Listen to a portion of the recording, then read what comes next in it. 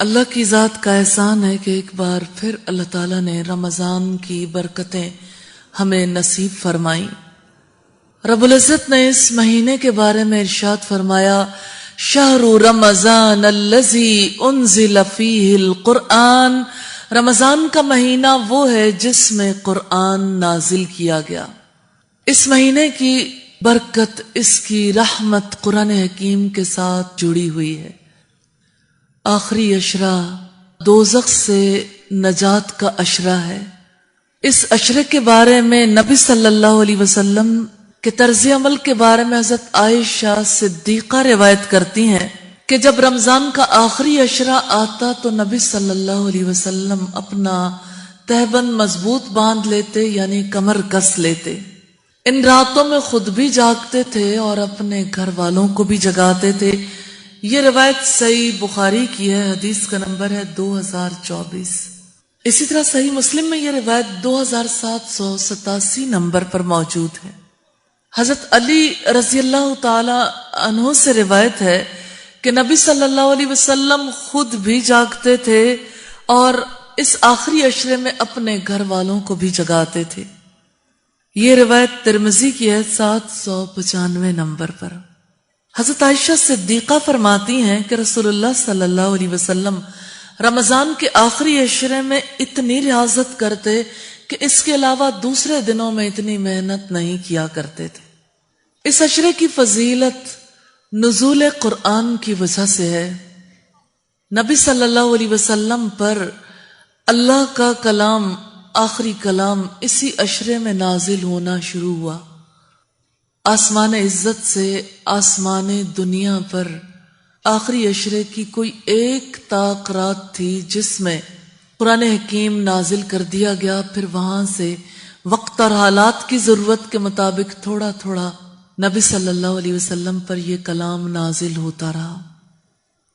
اسی طرح سے اسی عشرے کے بارے میں رب العزت نے فرمایا، اس کی خاص رات کے بارے میں، اِنَّا أَنزَلْنَاهُ فِي لَيْلَةِ الْقَدْرِ، ہم نے اس کو قدر والی رات میں نازل کیا۔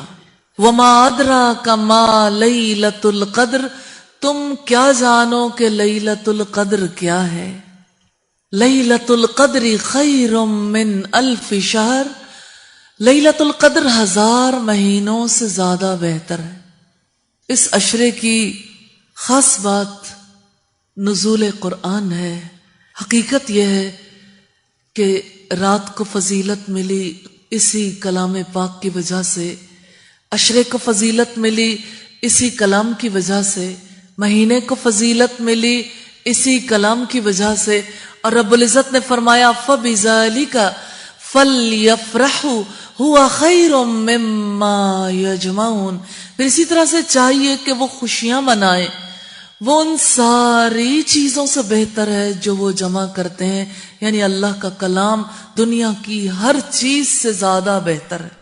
تو یہ لیلۃ القدر ہے جس کے بارے میں رب العزت نے فرمایا تنزل الملائکۃ والروح فیہا بإذن ربہم من کل امر سلام ہی حتی مطلع الفجر، فرشتے اور روح اس میں اپنے رب کی اجازت سے ہر حکم لے کر اترتے ہیں۔ یہ رات سراسر سلامتی ہے فجر کے طلوع ہونے تک۔ اس سلامتی والی رات کو نبی صلی اللہ علیہ وسلم نے فرمایا آخری عشرے کی طاق راتوں میں تلاش کرو۔ حضرت انس بن مالک سے روایت ہے کہ رمضان آیا تو رسول اللہ صلی اللہ علیہ وسلم نے فرمایا یہ مہینہ جو تم پر آیا اس میں ایک رات ایسی ہے جو 1000 مہینوں سے بہتر ہے۔ جو شخص اس رات سے محروم رہا ہر بھلائی سے محروم رہا۔ آپ نے فرمایا لیلۃ القدر کی سعادت سے صرف بد نصیب ہی محروم کیا جاتا ہے۔ یہ روایت ابن ماجہ کی ہے 1333 نمبر پر۔ ایک اور حدیث میں یوں آیا ہے کہ لیلۃ القدر میں حضرت جبرائیل ملائکہ کی ایک جماعت کے ساتھ آتے ہیں اور اس شخص کے لیے جو کھڑے یا بیٹھے اللہ کا ذکر کر رہا ہو اس کے لیے دعائے رحمت کرتے ہیں۔ یہ روایت تفسیر ابن کثیر کی ہے ابن ماجہ میں بھی روایت موجود ہے. حضرت انس نے بیان کیا ان سے عبادہ ابن صامت نے کہ نبی صلی اللہ علیہ وسلم اس لیلۃ القدر کے بارے میں خبر دینے کے لیے ہمارے پاس تشریف لا رہے تھے کہ دو مسلمان آپس میں جھگڑا کرنے لگے. اس پر آپ صلی اللہ علیہ وسلم نے فرمایا میں آیا تھا کہ تمہیں شب قدر کے بارے میں بتا دوں، لیکن فلاں اور فلاں نے آپس میں جھگڑا کیا، پھر اس کا علم اٹھا لیا گیا اور امید یہی ہے کہ تمہارے حق میں یہی بہتر ہوگا. پھر اب تم اس کو تلاش کرو آخری عشرے کی 9 یا 7 یا 5 کی راتوں میں کیا کرو. صحیح بخاری کی روایت ہے 2023 نمبر پر. خاص بات جو رسول اللہ صلی اللہ علیہ وسلم کی نصیحتوں میں ہمیں ملتی ہے، شب قدر کو تلاش کرو، لیلۃ القدر کو تلاش کرو. حضرت عائشہ نے بیان کیا رسول اللہ صلی اللہ علیہ وسلم نے فرمایا لیلۃ القدر کو تلاش کرو. اس کی تلاش کے لیے بہت سے افراد غلط فہمی میں مبتلا ہیں. مثلا کچھ لوگ اسے پانیوں میں تلاش کرتے ہیں کہ جب یہ دودھ بن جائے گا تو وہ لیلۃ القدر ہوگی. کچھ لوگ اسے چاند کی چاندنی میں تلاش کرتے ہیں کہ جب پوری روشنی ہر طرف بکھر جائے گی تو وہ لیلۃ القدر ہوگی. لیلۃ القدر میں جس کو تلاش کرنا ہے وہ اللہ کی محبت ہے اور اللہ کے کلام کا تعلق ہے. تو اس کلام کے ساتھ تعلق بنانا ہے اور اس کلام میں اپنے رب کو تلاش کرنا ہے. بہادر شاہ ظفر مغلیہ سلطنت کا آخری بادشاہ تھا. اس کی بیٹی کے بارے میں کہا جاتا ہے کہ وہ بہت عمدہ شاعری کرتی تھی اور اس کا نام زیب النساء تھا. جس وقت زیب النساء شعر کہتی تھی تو اس کے شعر کو پسند کرنے والے بہت سے افراد یہ خواہش کرنے لگے کہ کاش شعر کہنے والی سے ملاقات ہو جائے.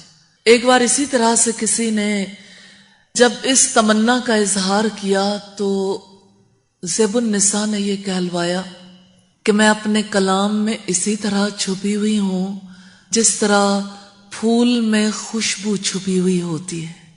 حقیقت یہ ہے کہ جو رب کی تلاش میں ہے اسے رب کے کلام میں رب کو تلاش کرنا چاہیے. اور اللہ سے یہ دعا ہے کہ اللہ تعالی ان طاق راتوں میں ہماری خطائیں معاف فرما دے، ہمارے لیے دوزخ سے آزادی کا پروانہ جاری فرما دے، اور ہمارے لیے، ہمارے ملک کے لیے، امت مسلمہ کے لیے ان راتوں میں اللہ تعالیٰ خصوصی رحمت نازل فرما دے. اللہ تعالیٰ مسلمانوں کی مغلوبیت کے دور کو غلبے سے بدل دے، ہمیں اپنی ذمہ داریوں کو محسوس کرنے کی توفیق عطا فرمائے.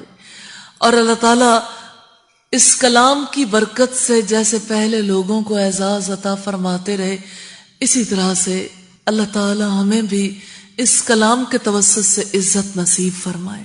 کلام کے توسط سے عزت نصیب